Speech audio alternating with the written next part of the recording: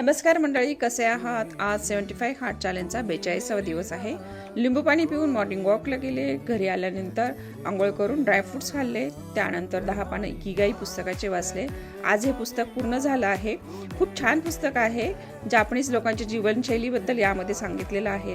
Japanese लोक दीर्घायुष्य का आहेत हे या पुस्तकामध्ये सांगितलेलं आहे. यामध्ये अशा काही बऱ्याच गोष्टी सांगितल्या आहेत ज्या की आपण फॉलो केल्या पाहिजेत.